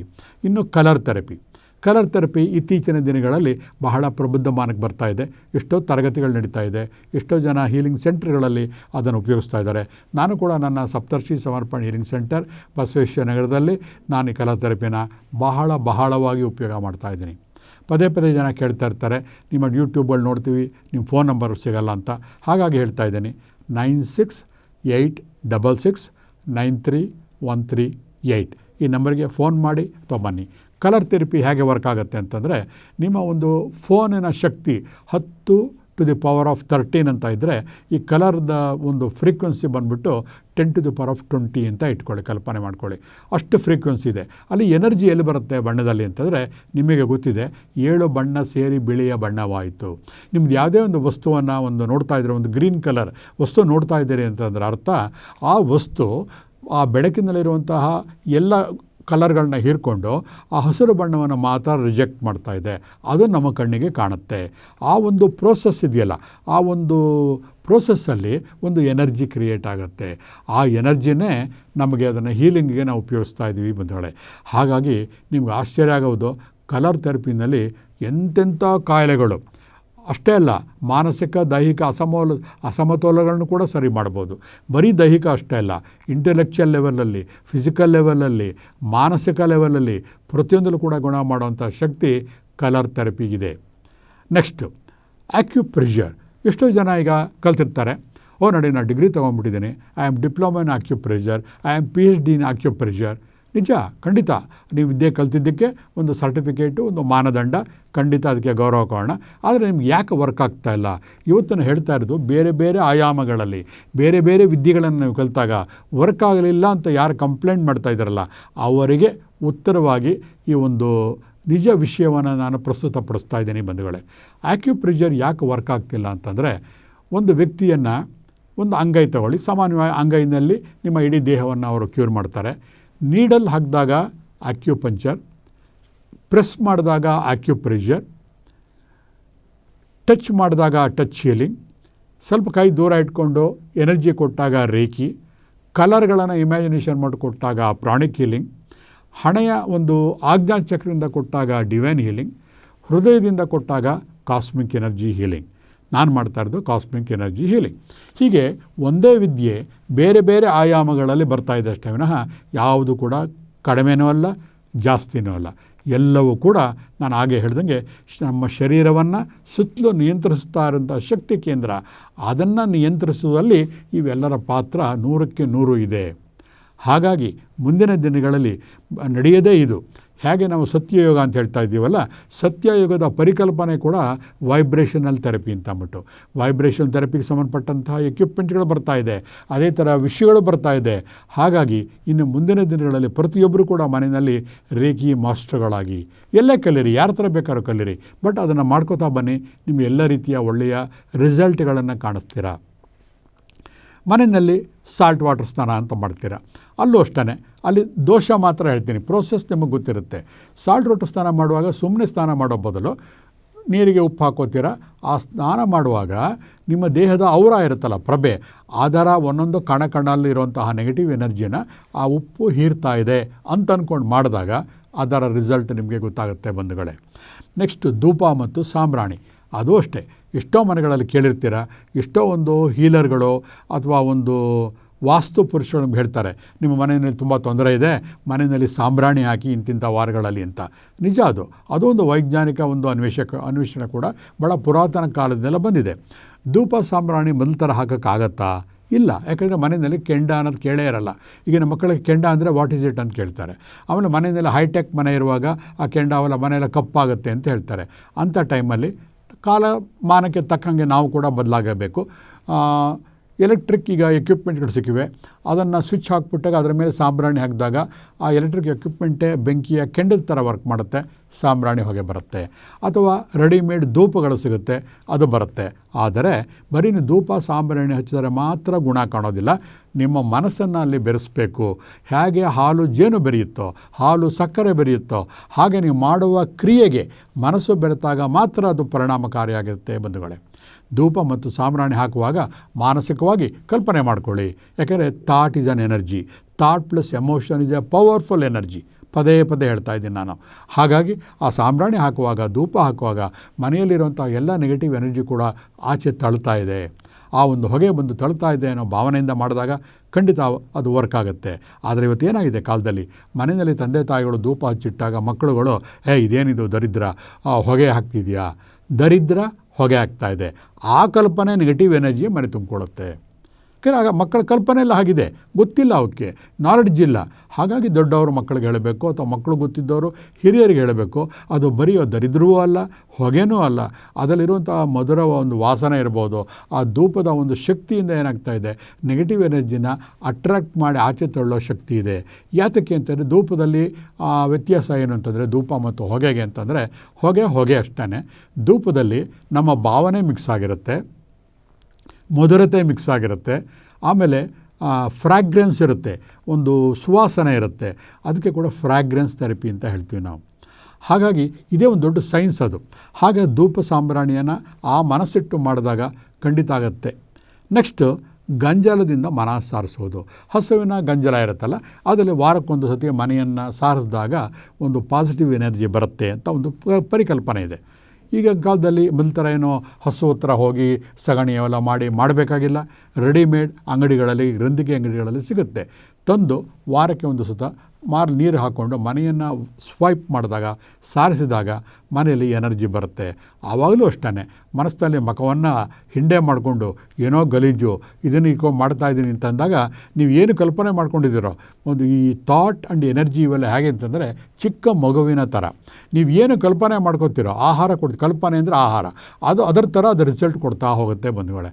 ಅಸಹ್ಯ ಪಟ್ಕೊಂಡು ನಾನು ನೋಡಿದ್ದೀನಿ ಎಷ್ಟೋ ಜನ ಮನೆಗಳಲ್ಲಿ ಹೆಣ್ಮಕ್ಳು ಈ ಗಂಜಲ ಹಾಕೊಂಡು ಸಾರಿಸು ಅಂತಂದರೆ ಎಡಗೈಯಲ್ಲಿ ಮೂಗನ್ನು ಹಿಡ್ಕೊಂಡು ಬಲಗೈಲಿ ಸಾರ್ತಾ ಇರ್ತಾರೆ. ಅಂದರೆ ಆ ಸಮಯದಲ್ಲಿ ಅವರ ಮನಸ್ಸಲ್ಲಿ ಬರುವಂತಹ ಭಾವನೆಗಳು ಹೇಗಿರುತ್ತೆ ಅಂದರೆ, ಅಯ್ಯೋ ಕಚಡ, ಏನೋ ಅಮ್ಮ ಹೇಳಿದಾರಲ್ಲ ಅಂತ ಮಾಡ್ತಾಯಿದ್ದೀನಿ ಅಂತ ಕೆಟ್ಟದಾಗ ಮಾತಾಗ ಏನಾಗುತ್ತೆ, ಆ ಮೈಂಡಲ್ಲಿ ಆ ಕಚಡ ಅಮ್ಮ ಹೇಳಿದಾರಂತೆಲ್ಲ ಮಾಡ್ತಾಯಿದ್ದೀನಿ, ಆ ಎನರ್ಜಿ ಫ್ಲೋ ಆಗಿಬಿಟ್ಟು ಏನು ರಿಸಲ್ಟ್ ಬರಲ್ಲ, ಇನ್ನೂ ಹಾಳಾಗ್ತಾ ಹೋಗುತ್ತೆ ಬಂಧುಗಳೇ. ಹಾಗಾಗಿ ಏನು ಮಾಡಬೇಕು ನಿಮಗೆ ಗೊತ್ತಿದೆ, ನಾನು ಹೇಳ್ಕೊಟ್ಟಿದ್ದೀನಿ. ಇನ್ನೆಕ್ಸ್ಟು ವಿವಿಧ ಧ್ಯಾನಗಳು, ಇದು ಬಹಳ ಬಹಳ ಇಂಪಾರ್ಟೆಂಟ್. ಯಾರದೇ ಮನೆಗೆ ಹೋಗಲಿ, ನಾನು ಮೆಡಿಟೇಷನ್ ಮಾಡ್ತಾಯಿದ್ದೀನಿ, ನಾನು ಮಾತಾಡಿಸ್ಬೇಡ, ಫೋನ್ ಆಫ್ ಮಾಡಿಬಿಡು. ಪ್ರತಿ ಒಬ್ಬರ ಮನೆಯಲ್ಲೂ ಕೂಡ ಧ್ಯಾನ. ನಿಜ ಸಂತೋಷ, ಯಾಕಂದರೆ ಸತ್ಯಯುಗ ಪ್ರಾರಂಭವಾಗ್ತಿರುವಾಗ ಯಾವುದೇ ಜನ ಬರಲಿ, ಯಾವುದೇ ಜಾತಿ ಮತ ವ್ಯತ್ಯಾಸನೇ ಇಲ್ಲ, ಬಂದರೂ ಕೂಡ ಧ್ಯಾನಕ್ಕೆ ಮುಂದೆ ಬಹಳ ಬಹಳ ಇಂಪಾರ್ಟೆನ್ಸ್ ಬರುತ್ತವೆ. ಬೇಕಾದ್ರೆ ಬರೆದಿಟ್ಕೊಂಡ್ಬಿಡಿ, ಇದನ್ನು ರೆಕಾರ್ಡ್ ಮಾಡ್ಕೊಳ್ಳಿ. ಧ್ಯಾನಕ್ಕೆ ಅಷ್ಟು ಮಹತ್ವ ಇದೆ. ಯಾಕಂದರೆ ನಮ್ಮ ಒಂದು ಭೌತಿಕ ದೇಹಕ್ಕೆ ನಾವು ಏನು ಕೊಡ್ತೀವಿ, ಆಹಾರವನ್ನು ಕೊಡ್ತೀವಿ. ಆದರೆ ಮಾನಸಿಕಕ್ಕೆ ಏನು ಕೊಡ್ತಾಯಿದ್ದೀವಿ, ಮಾನಸಿಕ ಆಹಾರ ಏನು, ಧ್ಯಾನ. ಅದಕ್ಕೆ ಆಹಾರ ಕೊಡೋಕ್ಕೆ ಸಾಧ್ಯನೇ ಇಲ್ಲ. ಇನ್ನೂ ಸೈಂಟಿಫಿಕ್ಕಾಗಿ ಯಾರೂ ಕಂಡುಹಿಡಿಲ್ಲ ಮನಸ್ಸಿಗೆ ಏನು ಆಹಾರ ಕೊಡಬೇಕು ಅಂತ. ಅದಕ್ಕೆ ಬೇಕಾಗಿರೋದು ಧ್ಯಾನ. ಅದಕ್ಕೆ ಹೊಸದಾಗಿ ಅನ್ವೇಷಣೆ ಮಾಡಲೇಬೇಕಾಗಿಲ್ಲ, ಹಿಂದಿನ ನಮ್ಮ ಋಷಿಮುನಿಗಳೇ ಮಾಡಿಬಿಟ್ಟಿದ್ದಾರೆ ಅದನ್ನು. ಮಾನಸಿಕ ಧ್ಯಾನ ಕರೆಕ್ಟಾಗಿದ್ದರೆ ದೈಹಿಕ ಧ್ಯಾನ ನೀವು ಯೋಚನೆ ಮಾಡಬೇಕಾಗಿಲ್ಲ, ಮಾಡಲೇಬೇಕಾಗಿಲ್ಲ, ಅಷ್ಟು ಪವರ್ಫುಲ್. ಅದರಲ್ಲಿ ನಾವು ಏನು ತೊಂದರೆಗಳು ಮಾಡ್ತಾಯಿದ್ದೀವಿ ಅಂತಂದರೆ, ಸುಮ್ಮನೆ ದಿನಕ್ಕೆ 5-6 ಧ್ಯಾನ ಮಾಡಬೇಕಾಗಿಲ್ಲ ಬಂಧುಗಳೇ. ಪ್ರತಿಯೊಬ್ಬ ಮನುಷ್ಯನಲ್ಲೂ ಕೂಡ ಪಂಚೇಂದ್ರಿಯಗಳು ಅಂತ ಇರುತ್ತೆ, ಗೊತ್ತಿದೆ ನಿಮಗೆ. ಕಣ್ಣು, ಮೂಗು, ಬಾಯಿ, ಕಿವಿ, ನಾಲ್ಗೆ ಎಲ್ಲ ಗೊತ್ತಿರುತ್ತೆ ನಿಮಗೆ. ಒಂದು ವ್ಯಕ್ತಿಗಳಲ್ಲಿ ಕೆಲವೊಂದು ಪಂಚೇಂದ್ರಿಯ ಶಾರ್ಪ್ ಆಗಿರುತ್ತೆ. ಫಾರ್ ಎಕ್ಸಾಂಪಲ್, ಇವಾಗ ನನಗೆ ಯಾವುದೋ ಒಂದು ಸುವಾಸನೆ ಗಮ್ಮಂತಿದ್ದಾಗ ಮನಸ್ಸು ತೇಲ್ಕೊಂಡು ಹೋಗುತ್ತೆ. ಅಂದರೆ ಅದನ್ನು ನಾವು ಗಮನಿಸ್ಕೋಬೇಕು ನಮ್ಮ ದೇಹದಲ್ಲಿ. ನನಗೆ ಸ್ಪರ್ಶ ಸುಖ ಇಷ್ಟನಾ, ಅಥವಾ ಜ್ಞಾನೇಂದ್ರಿಯ ಸುಖ ಇಷ್ಟನಾ, ಕಣ್ಣುಗಳಿಂದ ಇಷ್ಟ ಆಗ್ತಾ ಇದೆಯಾ, ನೋಟ ಇಷ್ಟ ಆಗುತ್ತಾ, ಹೀಗೆ ನಾವು ಪಂಚೇಂದ್ರಿಯಗಳಲ್ಲಿ ಯಾವುದು ಶಾರ್ಪ್ ಆಗಿದೆ, ಯಾವುದು ಸೂಕ್ಷ್ಮತೆ ಜಾಸ್ತಿ ಇದೆ ಅಂತ ಅರ್ಥ ಮಾಡಿಕೊಂಡು ಅದಕ್ಕೆ ತಕ್ಕಂತಹ ಧ್ಯಾನವನ್ನು ಮಾಡಬೇಕು. ನನಗೆ ನೆನಪಿದೆ, ನನಗೆ ನನ್ನ ಗುರುಗಳು ಒಂದು ಮಂತ್ರ ದೀಕ್ಷೆಯನ್ನು ಕೊಟ್ಟಾಗ, ನೀನು ಕಣ್ಣು ಮುಚ್ಕೋಬೇಡ, ಕಣ್ಣು ಬಿಟ್ಕೊಂಡೇ ಮಾಡು ಅಂದರು. ನನಗೆ ಆಶ್ಚರ್ಯ ಆಯಿತು. ಧ್ಯಾನ ಮಾಡೋದು ಕಣ್ಣು ಬಿಟ್ಕೊಂಡು ಯಾಕೆ ಮಾಡ್ತಾರೆ ಅಂತ. ಕಣ್ಣು ಮುಚ್ಕೊಂಡಾಗ ಮನಸ್ಸು ಚಂಚಲ, ಒಂದು ಕಡೆ ನಿಲ್ಲಲ್ಲ. ಆ ವ್ಯಕ್ತಿಗೆ ಆ ಥರ ಒಂದು ದೋಷ ಇರೋದರಿಂದ ಅವನ್ನ ಕಣ್ಣು ಬಿಟ್ಕೊಂಡು ಮಾಡು ಅಂತ ಹೇಳ್ತಾರೆ. ಇದು ಬರೀ ಒಂದು ಉದಾಹರಣೆ ನಿಮಗೆ ಕೊಡ್ತಾ ಇರೋದು. ಹಾಗಾಗಿ ಗುರುಮುಖೇನ ನೀವು ಧ್ಯಾನ ಕಲಿಬೇಕು, ಬರೀ ಯೂಟ್ಯೂಬ್ ಮಾಡ್ಕೊಂಡು ಮಾಡಬೇಡಿ ಅಂತ ಪದೇ ಪದೇ ಎಲ್ಲರೂ ಹೇಳೋದು ಯಾತಕ್ಕೆ ಅಂತಂದರೆ ಈ ಕಾರಣಕ್ಕೆ. ಆ ಒಂದು ಒಗಟನ್ನು ನಿಮಗೆ ಬಿಡಿಸಿ ನಾನು ನಿಮ್ಗೆ ಹೇಳ್ತಾ ಇದ್ದೀನಿ. ಯಾವುದೇ ಧ್ಯಾನ ಮಾಡಬೇಕಾದ್ರೂ ಕೂಡ ನಿಮ್ಮ ದೇಹದಲ್ಲಿ, ಇವಾಗ ಯಾರೋ ಒಬ್ಬರಿಗೆ ಒಂದು ಫೋಬಿಯಾ ಇರುತ್ತೆ. ಫೋಬಿಯಾ ಅಂತಂತಂದರೆ ಯಾವುದೋ ಒಂದು ಬೆಟ್ಟದ ಮೇಲೆ ನಿಂತ್ಕೊಂಡ್ರೆ ಕೆಳಗೆ ನೋಡಿದ್ರೆ ತಲೆ ಸುತ್ತಲೂ ಬರೋದು, ಅಥವಾ ಒಂದು 5ನೇ ಫ್ಲೋರಲ್ಲಿ ಕೆಳಗೆ ನೋಡೋದು ಅಂತಂದರೆ ತಲೆ ಚಕ್ಕರ್ ಹೊಡೆಯೋದು, ಅದು ಒಂದು ಫೋಬಿಯಾ. ಅಥವಾ ನೀರು ನೋಡಿದ ತಕ್ಷಣವೇ ಕೆಳಗಡೆ ಹಾವು ಬಂದು ಕಾಲನ್ನ ಕಚ್ಚುತ್ತೆ, ಇವೆಲ್ಲ ಒಂದು ಕೆಲವೊಂದು ಫೋಬಿಯಾ ಇರುತ್ತೆ. ಕೆಲವರಿಗೆ ಹಲ್ಲಿ ಜಿರಳೆ ಕಂಡ್ರೂ ಕೂಡ ಭಯ. ಅಂತಹ ವ್ಯಕ್ತಿಗೆ ನೀವು ಕಣ್ಣು ಮುಚ್ಕೊಂಡು ಕೂತ್ಕೊಂಡು ಕ್ರಿಯೇಟಿವ್ ವಿಜುವಲೈಸೇಷನ್ ಮಾಡು ಅಂತಂದರೆ ಸಾಧ್ಯನಾ? ಇಲ್ಲವೇ ಇಲ್ಲ. ಕಣ್ಣು ಮುಚ್ಕೋ, ಇದ್ದಕ್ಕಿದ್ದಾಗ ನೀರಿನ ಒಂದು ಜರಿ ಹರಿತಾ ಇರುತ್ತೆ, ಅದರ ಮೇಲೆ ಕಾಲಿಟ್ಕೊಂಡು ಹೋಗ್ತಾ ಇರ್ತೀಯ, ಆನಂದವಾಗಿರುತ್ತೆ ಅಂತ ಹೇಳ್ತಾ ಇದ್ದರೆ ಅವನಿಗೆ ಭಯ ಆಗುತ್ತೆ. ನಾವು ಸಬ್ಕಾನ್ಷಿಯಸ್ ಮೈಂಡಲ್ಲಿ ಧೈರ್ಯ ಬರಲ್ಲ ಬಂಧುಗಳೇ. ಹಾಗಾಗಿ ನಿಮ್ಮ ತೊಂದರೆ ಏನಿದೆ ಅಂತಂದರೆ, ವಿವಿಧ ಧ್ಯಾನಗಳನ್ನು ಮಾಡುವಾಗ ಮೊದಲು ನಿಮ್ಮ ಪಂಚೇಂದ್ರಿಯಗಳು ಯಾವುದು ಸೂಕ್ಷ್ಮತೆ ಜಾಸ್ತಿ ಇದೆ, ಅದು ಯಾವುದು ಸ್ಪಂದಿಸುತ್ತೆ ಅದನ್ನು ಮೊದಲು ಸೆಲೆಕ್ಟ್ ಮಾಡ್ಕೊಳ್ಳಿ, ಅದನ್ನು ಆಯ್ಕೆ ಮಾಡ್ಕೊಳ್ಳಿ. ಆ ನಂತರ ಅದಕ್ಕೆ ಸಂಬಂಧಪಟ್ಟ ಧ್ಯಾನವನ್ನು ಮಾಡಿ. ಯಾರೋ ಮಾಡ್ತಾರೆ ಅಂತ ಅಂದ್ಬಿಟ್ಟು ಅದನ್ನೇ ಮಾಡಬೇಕಾಗಿಲ್ಲ. ಈಗ ಏನಾಗಿದೆ ಅಂತಂದರೆ ಪ್ರತಿಯೊಂದಕ್ಕೂ ಕೂಡ ಒಂದು ಸೆಂಟರ್ಗಳು, ಹಾಗೆ ಒಂದು ನಾಯಿ ಕೊಡೆಗಳಂತೆ ಇವತ್ತು ಸೆಂಟರ್ಗಳು ಕಮರ್ಷಿಯಲ್ಲಾಗಿ ಆಗ್ತಾಯಿದೆ. ಯಾರಿಗೂ ಕೂಡ ನಾವು ಫ್ರೀಯಾಗಿ ಹೇಳ್ಕೊಡ್ಬೇಕು ಅಥವಾ ಒಂದು 10 ಜನಕ್ಕೆ ಜ್ಞಾನವನ್ನು ಪ್ರಸಾರ ಮಾಡಬೇಕು ಅನ್ನೋದು ಭಾವನೆಗಳು ಕಡಿಮೆ ಆಗ್ತಾ ಹೋಗ್ತಾ ಇದೆ. ಒಂದು ಸಭೆಗಳಲ್ಲಿ ಅಥವಾ ಒಂದು ಸೆಂಟರ್ಗಳಲ್ಲಿ 30-40 ಜನ ಇರುತ್ತೆ, ಮಾಸ್ ಮೆಡಿಟೇಷನ್ ಮಾಡ್ತಾ ಇದ್ದಾರೆ. ಆ ಮಾಸ್ ಮೆಡಿಟೇಷನ್ನು ಖಂಡಿತ ಲಾಭ ಆಗುತ್ತೆ, ಅಟ್ಲೀಸ್ಟ್ ಒಂದು ವೈಬ್ರೇಷನ್ ಚೆನ್ನಾಗಿರುತ್ತೆ. ಆದರೆ ಇಂಡಿವಿಜುವಲ್ಲಾಗಿ ನೀವು ಮನೆಗೆ ಏನು ಕ್ಯಾರಿ ಮಾಡ್ತೀರಾ? ಝೀರೋ. ಹಾಗಾಗಿ ನಿಮ್ಗೆ ಏನಾಗ್ತಾ ಇದೆ, ನಿಮ್ಮ ಅಮೂಲ್ಯವಾದ ಸಮಯ, ಯಾಕೆ ಅಮೂಲ್ಯ ಅಂತ ಹೇಳ್ತಾ ಇದ್ದೀನಿ, ಮತ್ತೆ ಅದನ್ನೇ ಹೇಳ್ತಾ ಇದ್ದೀನಿ, ಒಂದು ದಿನ ಮಲಗಿ ಬೆಳಗ್ಗೆ 7 ನಿಮ್ಮ ಆಯಸ್ಸು ಕಡಿಮೆ ಆಗೋಗಿರುತ್ತೆ. ಇನ್ನೊಬ್ಬರಿಗೋಸ್ಕರ ಇನ್ನೊಬ್ಬರನ್ನ ಫಾಲೋ ಮಾಡ್ತಾ ನಿಮ್ಮ ಆಯಸ್ಸು ಟೈಮ್ನ ಕಳ್ಕೋಬೇಡಿ ಬಂಧುಗಳೇ. ಹೆಂಡತಿ ಮಕ್ಕಳು ಗಂಡ ಯಾರೂ ನಿಮ್ಮ ಜೊತೆ ಬರಲ್ಲ. ನಿಮ್ಮ ಮೈನ ಭಾರವನ್ನು, ನಿಮ್ಮ ಕರ್ಮಗಳನ್ನು, ನಿಮ್ಮ ಆಕಾಂಕ್ಷೆಗಳನ್ನು ನೀವೇ ಪರಿಹರಿಸ್ಕೋಬೇಕು, ನೀವೇ ಹೊರಬೇಕು, ಅದನ್ನು ನೀವೇ ಅನುಭವಿಸ್ಬೇಕು. ಹಾಗಾಗಿ ಮೆಡಿಟೇಷನ್ ಮಾಡಬೇಕಾದ್ರೂ ಕೂಡ ಮೈಂಡ್ಫುಲ್ನೆಸ್ಸಿಂದ ನಿಮಗೆ ಯಾವುದು ಸೂಕ್ತನೋ ಅದನ್ನು ನೀವು ಸೆಲೆಕ್ಟ್ ಮಾಡ್ಕೊಳ್ಳಿ. ಅದರಲ್ಲಿ ಸಾಧನೆ ಸತತವಾಗಿ ಮಾಡಿ. ಯಾಕೆ ರಿಸಲ್ಟ್ ಬರಲ್ಲ ನೋಡೋಣ? ಖಂಡಿತ ಸಾಧ್ಯ ಇದೆ. ಇನ್ನು ನೆಕ್ಸ್ಟು ನೋವು ನಿವಾರಕಗಳು. ಈ ನೋವು ನಿವಾರಕಗಳು ನೀವು ಯಾವುದಾದ್ರು ತೊಗೊಳ್ಳಿ, ಮಾತ್ರೆ ಇರ್ಬೋದು, ಅಥವಾ ನಾನು ಸುಮಾರು ಥೆರಪಿಗಳನ್ನ ಹೇಳ್ಕೊಡ್ತಾ ಇರ್ತೀನಿ, ಆಲ್ಟರ್ನೇಟಿವ್ ಥೆರಪಿ, ಪರ್ಯಾಯ ಚಿಕಿತ್ಸೆಗಳಲ್ಲಿ ತಲೆನೋವು ಇರ್ಬೋದು. ಯಾಕೆ ಹೋಗಲ್ಲ ಅಂತಂದರೆ, ನೀವು ಪದೇ ಪದೇ ನೆಗೆಟಿವ್ ಆಗಿ ಆವಾಹನೆಗಳನ್ನು ಮಾಡ್ಕೋತಾ ಇರ್ತೀರ. ಇವಾಗ ನನ್ನ ಕ್ಲಿನಿಕ್ ಯಾರೊಬ್ಬರು ಬಂದು ಮಂಡಿ ನೋವು, ನಾನು ಯಾವುದೋ ಒಂದು ಟ್ರೀಟ್ಮೆಂಟ್ ಕೊಟ್ಟೆ. 16 ವರ್ಷದಿಂದ ಮಂಡಿ ನೋವು, ಕೈಕಾಲು ನೋವು ಇದ್ದಂತಹ ವ್ಯಕ್ತಿ ಕೇವಲ 3 ದಿವಸ 2 ದಿವಸ ಥೆರಪಿನಲ್ಲಿ ಗುಣ ಮಾಡಿ ಹೋಗಿದ್ದಾರೆ ನನ್ನ ಕ್ಲಿನಿಕಲ್ಲಿ. ಆದರೆ ಯಾವುದೋ ಒಂದು ವ್ಯಕ್ತಿ, ಒಂದು ಹೆಣ್ಣು ಮಗಳು ಬಂದಾಗ, ಇಲ್ಲ ನನಗೇನು ಗುಣನೇ ಆಗಲಿಲ್ಲ, ಏನೂ ಆಗಲೇ ಇಲ್ಲ. ಯಾತಕ್ಕೆ ಇದು ಯೋಚನೆ ಮಾಡಿದಾಗ, ಇದರ ಬಗ್ಗೆ ಒಂದು ರಿಸರ್ಚ್ ಮಾಡಿದಾಗ ನಾನು I have got A centre called research centre for spiritual Galaxy ಅಂತ. ಈ ಒಂದು ಸ್ಪಿರಿಚುವಲ್ ಗ್ಯಾಲಕ್ಸಿನಲ್ಲಿ ಏನೇನು ಘಟನೆಗಳನ್ನು ನಾವು ಟ್ರೀಟ್ಮೆಂಟ್ ಕೊಡ್ತಾ ಇದ್ದೀವಿ, ಪರ್ಯಾಯ ಚಿಕಿತ್ಸೆ, ಅದರ ಬಗ್ಗೆ ನಾನು ರಿಸರ್ಚ್ಗಳನ್ನು ಮಾಡ್ತಾಯಿದ್ದೀನಿ. ಒಬ್ಬರಿಗೆ ಗುಣ ಕಾಣುತ್ತೆ, ಇನ್ನೊಬ್ಬರಿಗೆ ಗುಣ ಕಾಣಲ್ಲ ಅಂತಂದಾಗ ಅದಕ್ಕೆ ಕಾರಣ ನನ್ನ ಒಂದು ಪ್ರಯೋಗ ಖಂಡಿತ ಅಲ್ಲ ಬಂಧುಗಳೇ. ಆ ವ್ಯಕ್ತಿಯ ಮಾನಸಿಕ ಸ್ವಭಾವ. ಆ ಮನಸ್ಸು ಏನು ಅಂದ್ಕೊಂಡ್ಬಿಡ್ತಾರೆ ಅಂದರೆ, ಒಂದು ದಿವಸ ನೋವು ಕಡಿಮೆ ಆಗಿರುತ್ತೆ, ಆದರೆ ನೆಕ್ಸ್ಟ್ ತಿರ್ಗಾ ಬಂದುಬಿಡುತ್ತಂತೆ. ಯಾಕೆ ಬಂತು ಅಂತಂದರೆ ಅವರು ಮೈಂಡಲ್ಲಿ ಆವಾಹನೆ ಮಾಡ್ಕೋತಾರೆ, ಬರೀ ಇಷ್ಟಕ್ಕೆ ಹೋಗ್ಬಿಡುತ್ತಾ, ಏನೋ ಒಂದು ಕಲರ್ ಹಾಕ್ಬಿಟ್ರು, ಅದು ಹೆಂಗೆ ಹೋಗ್ಬಿಡುತ್ತೆ, ಈ ಥರ ಅದರಲ್ಲಿ ಅವ್ರಿಗೆ ಮೈಂಡ್ಫುಲ್ನೆಸ್ ಇಲ್ಲ, ಅವ್ರಿಗೆ ಅಪನಂಬಿಕೆ ಇರುತ್ತೆ. ಅದು ಹೆಂಗೆ ಸಾಧ್ಯ, ಅಥವಾ ತಿರ್ಗಿ ನಾಳೆ ಬಂದುಬಿಟ್ರೆ ಏನು ಮಾಡೋದು, ಇವರೆಲ್ಲ ಬರೀ ಸುಳ್ಳು, ಈ ಥರ ನೆಗೆಟಿವ್ ಥಾಟ್ ಇದ್ದಾಗ, ಅಥವಾ ಮನೆಯಲ್ಲಿ ಗಂಡ ಅಥವಾ ಹೆಂಡತಿ, ಅಯ್ಯೋ ನೀವೆಲ್ಲ ಮೋಸ ಹೋಗ್ತಾ ಇದೆಯಾ, ಹೀಗೆ ಪದೇ ಪದೇ ನೆಗೆಟಿವ್, ಯಾವಾಗಲೂ ಒಳ್ಳೆಯ ವಿಷಯಗಳು ತಲೆಯೊಳಗೆ ಹೋಗೋದಿಲ್ಲ ಬಂಧುಗಳೇ. ನೆಗೆಟಿವ್ ಆಗಿ ಯಾರು ಒಂದು ಮಾತಾಡಿಬಿಟ್ರೆ ನೀವು 10 ಹೆಜ್ಜೆ ಹೋಗಿದ್ರು ಕೂಡ 20 ಹೆಜ್ಜೆ ಹಿಂದಕ್ಕೆ ಹೋಗಿಬಿಡ್ತೀರ. ಈ ಕಾರಣದಿಂದ ನಿಮಗೆ ನೋವು ನಿವಾರಕೆ ಆಗ್ತಾ ಇರೋದಿಲ್ಲ. ಯಾವಾಗ ನಿಮ್ಮ ಮನಸ್ಸಲ್ಲಿ ಇಲ್ಲ, ನಾನು ಒಂದು ಇಷ್ಟಪಟ್ಟು ಒಬ್ಬ ಹತ್ರ ಹೋಗ್ತಾ ಇದ್ದೀನಿ, ಅವರು ಒಂದು ಏನು ಟ್ರೀಟ್ಮೆಂಟ್ ಮಾಡಿದ್ರೋ ಖಂಡಿತ ಅದರಲ್ಲಿ ಒಂದು ಸತ್ಯ ಇದೆ, ಅರ್ಥ ಮಾಡಿಕೊಂಡು ಅದಕ್ಕೆ ನೀವು ಮನಸ್ಸನ್ನು ತೊಡಗಿಸಿಕೊಂಡಾಗ ಮಾತ್ರ ಖಂಡಿತ ನೋವು ಕೂಡ ನಿವಾರಣೆ ಆಗುತ್ತೆ. ನೋವು ನಿವಾರಣೆ ಆದ ನಂತರ ಕೆಲವರು ಏನು ಮಾಡ್ತಾರೆ ಅಂದರೆ, ಎಷ್ಟು ಬೇಗ ನಿವಾರಣೆ ಆಗೋಯ್ತು, ತಿರ್ಗಾ ಏನಾದ್ರು ಬರುತ್ತಾ ಡಾಕ್ಟ್ರೆ ಅಂತ ನನ್ನೇ ಕೇಳ್ತಾರೆ. ಅಂದರೆ ಅವ್ರ ಮೈಂಡಲ್ಲಿ ದೇ ಆರ್ ಎಕ್ಸ್ಪೆಕ್ಟಿಂಗ್, ತಿರ್ಗಾ ನೋವು ಬರ್ಬೋದು ನಾಳಿದ್ದು ಅಂತ. ನಿಮ್ಮಲ್ಲೇ ಕಾನ್ಫಿಡೆನ್ಸ್ ಇಲ್ಲದೆ ಇದ್ದಾಗ, ಇದು ಯಾವುದೇ ಒಂದು ಟ್ರೀಟ್ಮೆಂಟ್ ಇದ್ದರೆ ಅದು ಒಂದು ರೀತಿಯ ಹೊರಗಿನಿಂದ ಮಾಡುವಂತಹ ಒಂದು ಕ್ರಿಯೆ ಅಷ್ಟೇ. ನೀವೇ ಅದಕ್ಕೆ ಜವಾಬ್ದಾರರು. Doctor can operate, divine can heal ಅಂತ ನಿಮಗೆಲ್ಲ ಗೊತ್ತಿದೆ. ಹಾಗಾಗಿ ನಿಮ್ಮ ಮನಸ್ಸು ನೀವು ಶಾಂತ ಮಾಡಿಕೊಂಡು ಮಾಡದೆ ಹೋಗಿದ್ದರೆ ಪ್ರಪಂಚದ ಯಾವುದೇ ಡಾಕ್ಟ್ರು ಯಾವುದೇ ಆಯಾಮದಲ್ಲಿದ್ದರೂ ಕೂಡ ನಿಮ್ಮನ್ನು ಗುಣಪಡಿಸೋಕ್ಕೆ ಆಗೋದಿಲ್ಲ ಬಂಧುಗಳೇ. ಕೊನೆಗೆ ದೇಹ ಆತ್ಮ, ಮನಸ್ಸು 3 ಕೂಡ ನಿಮಗೆ ಗೊತ್ತಿದೆ.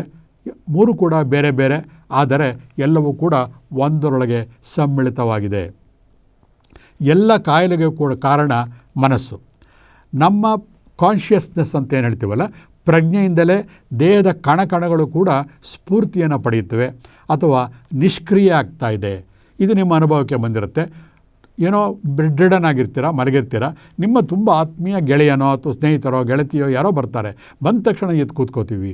ಆ ದೇಹಕ್ಕೆ ಎಲ್ಲಿಂದ ಬಂತು ಶಕ್ತಿ? ಗ್ಲೂಕೋಸ್ ಕೊಟ್ಟಿಲ್ಲ, ಇಂಜೆಕ್ಷನ್ ಕೊಟ್ಟಿಲ್ಲ, B12 ಕೊಟ್ಟಿಲ್ಲ, ಏನೂ ಇಲ್ಲ. ಅಂದರೆ ನಮ್ಮ ಪ್ರಜ್ಞೆ, ಕಾನ್ಷಿಯಸ್ನೆಸ್ಸಿಂದ ನಮ್ಮ ದೇಹದ ಕಣಕಣಗಳು ಕೂಡ ಸ್ಫೂರ್ತಿ ಕೊಡ್ಬೋದು. ಆ ಪ್ರಜ್ಞೆಯನ್ನು ಉಂಟು ಮಾಡೋದು ಹಾಗೆ. ಕೆಲವರು ಎಜುಕೇಟೆಡ್ ಇರ್ತಾರೆ, ಕೆಲವು ಎಜುಕೇಟೆಡ್ ಇರಲ್ಲ.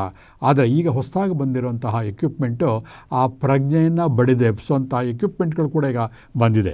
ಒಂದು ನಮ್ಮ ಹಳೆಯ ವಿದ್ಯೆಗಳು, ರೇಖಿ, ಪ್ರಾಣಿಕ್ಯಲಿಂಗು, 108 ವಿದ್ಯೆಗಳಿವೆ. ಅದು ಕೂಡ ನಿಮಗೆ ಹೆಲ್ಪ್ ಆಗುತ್ತೆ. ಜೊತೆಗೆ ಈ ಪ್ರಜ್ಞೆಯನ್ನು ಕಾನ್ಷಿಯಸ್ ಲೆವೆಲ್ಗೆ ತರುವಂತಹ ಪ್ರಾಡಕ್ಟ್ ಹೀಲಿ ಅಂತ ಹೇಳ್ತಾರೆ ಅದಕ್ಕೆ. ಅದು ಈಗ ನಾನು ಕೂಡ ಅದಕ್ಕೆ one of the board member. ಅದಕ್ಕೆ ಜರ್ಮನಿಯಲ್ಲಿ ತಯಾರಾದಂತಹ ಒಂದು ಎಕ್ವಿಪ್ಮೆಂಟ್ ಅದು. ಅದನ್ನು ಒಂದು ಮನೇಲಿಟ್ಕೊಂಡ್ರೆ ಮನೆಯಲ್ಲಿ ಎಲ್ಲರೂ ಕೂಡ ಅದರಿಂದ ಗುಣವನ್ನು ಹೊಂದಬೋದು. ಯಾವುದೇ ಕಾಯಿಲೆ ಇರಲಿ, ನೆಗಡಿ, ಕೆಮ್ಮು, ಡಯಾಬಿಟಿಕ್, ಪ್ರತಿಯೊಂದು ಕೂಡ. ಕೆಲವರು ಕೇಳ್ತಾರೆ ಕಾಯಿಲೆಯಿಂದ ಗುಣಪಡಿಸಬಹುದು ಅಂತ. ಕಾಯಿಲೆಗೆ ಅಂತ ಅಲ್ಲ ಎಕ್ವಿಪ್ಮೆಂಟು, ನಿಮ್ಮ ದೇಹದ ಪೂರ್ತಿ ಕಣಕಣಗಳನ್ನು ಕೂಡ ಆರೋಗ್ಯವಾಗಿ ಮಾಡುತ್ತೆ. ಆ ಒಂದು ದೃಷ್ಟಿಯಿಂದ ಅದನ್ನು ತಗೊಂಡಾಗ, ನಿಮ್ಮ ಮನೇಲಿ ಇಟ್ಕೊಂಡಾಗ, ಒಬ್ಬ ವೈದ್ಯನೇ ನಿಮ್ಮ ಮನೆಯಲ್ಲಿ ಇದ್ದಾಗುತ್ತೆ. ಅದು ಬೇಡ ಅಂತಂದರೆ ನಿಮ್ಮ ರೇಖಿ, ಪ್ರಾಣಿಕ್ಯಲ್ ಇಂತಹ ಒಂದು ತರಂಗ ವಿದ್ಯೆಗಳೇನಿದೆಯಲ್ಲ ಅದನ್ನು ಕಲ್ತ್ಕೊಳ್ಳಿ. ಅದರಿಂದ ದೇಹವನ್ನು, ಸಮತೋಲನವನ್ನು ಕಾಪಾಡ್ಕೊಳ್ಳಿ. ಹಾಗಾಗಿ ನಿಮ್ಮ ಆರೋಗ್ಯವನ್ನು ವೃದ್ಧಿಸ್ಕೊಳ್ಳಿ ಬಂಧುಗಳೇ. ಹಾಗಾಗಿ ಪರ್ಯಾಯ ಚಿಕಿತ್ಸೆಯಿಂದ ಸ್ಲೋ ಆಗ್ತಾ ಇದೆ, ಅವೆಲ್ಲ ಸುಳ್ಳು. ಈವನ್ ಹೋಮಿಯೋಪತಿ ಕೂಡ ಅಷ್ಟೇ, ತುಂಬ ಒಳ್ಳೆಯ ಮೆಡಿಸನ್ನು. ಅದೊಂದೇ ಆ್ಯಕ್ಚುಲಿ ಕರೆಕ್ಟಾಗಿ ಹೇಳಬೇಕು ಅಂತಂದರೆ ನಮ್ಮ ದೇಹದ ಪ್ರತಿಯೊಂದು ಆಯಾಮಗಳನ್ನು ಅವಲೋಕಿಸಿ ಆಲೋಚಿಸಿ ಕೊಡುವಂತಹ ಸಮಗ್ರ ವಿದ್ಯೆ ಅಂತಂದರೆ ಹೋಮಿಯೋಪತಿ. ಆದರೆ ಕೆಲವೊಂದು ಈಶ್ವರಗಳಿಂದ ಅದನ್ನು ಡೆವಲಪ್ ಮಾಡೋಕ್ಕೆ ಲಾಬಿಗಳಿಂದ ತಡೆ ಹಾಕ್ತಾ ಇದ್ದಾರೆ ಇರ್ಬೋದು. ಆದರೆ ಸತ್ಯಕ್ಕೆ ಯಾವತ್ತೂ ಕೂಡ ಜಯ ಇದ್ದೇ ಇರುತ್ತೆ. ಸುಮ್ಮನೆ 450-650 mg ಮಾತ್ರೆ ತೊಗೊಂಡು ಕರುಳೆಲ್ಲ ಸುಟ್ಕೊಂಡು ಹಾಳು ಮಾಡಿಕೊಂಡು ಕೊನೆಗೆ ಕಿಡ್ನಿ ಫಿಲ್ಟರ್ ಫೇಲ್ಯೂರ್ ಆಗಿ ಬೆಡ್ ರಿಡನ್ ಆಗಿ ಡಯಾಲಿಸಿಸ್ಗೆ ಹೋಗಿ ಇನ್ನೊಬ್ಬರ ಕೈ ಕೆಳಗೆ ಆಧಾರವಾಗಿದ್ದು ರೋಡಲ್ಲಿ ಹೆಣವಾಗಿ ಸಾಯುವ ಬದಲು ಪರ್ಯಾಯ ಚಿಕಿತ್ಸೆಯನ್ನು ಫಾಲೋ ಮಾಡಿ. ಯಾವುದೇ ವಯಸ್ಸಿನವರಾಗಲಿ ಪ್ರತಿಯೊಂದಕ್ಕೂ ಇದೆ. ಒಬ್ಬ ವ್ಯಕ್ತಿಯಲ್ಲಿ ಮೊದಲು ಒಬ್ಬ ಡಾಕ್ಟ್ರ್ ಹತ್ರ ಹೋಗಿ ಪರ್ಯಾಯ ಚಿಕಿತ್ಸೆಯನ್ನು ಟ್ರೀಟ್ಮೆಂಟ್ ತೊಗೊಳ್ಳಿ.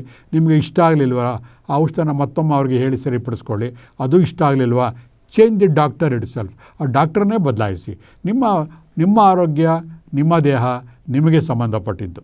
ಗೊತ್ತಾಯ್ತಾ? ಹಾಗಾಗಿ ಇವತ್ತಿನ ಕಾರ್ಯಕ್ರಮವನ್ನು ನಿಮ್ಮ ಮಾನಸಿಕ ಇಷ್ಟಕ್ಕೆ ಬಿಡ್ತಾ ಇದ್ದೀನಿ.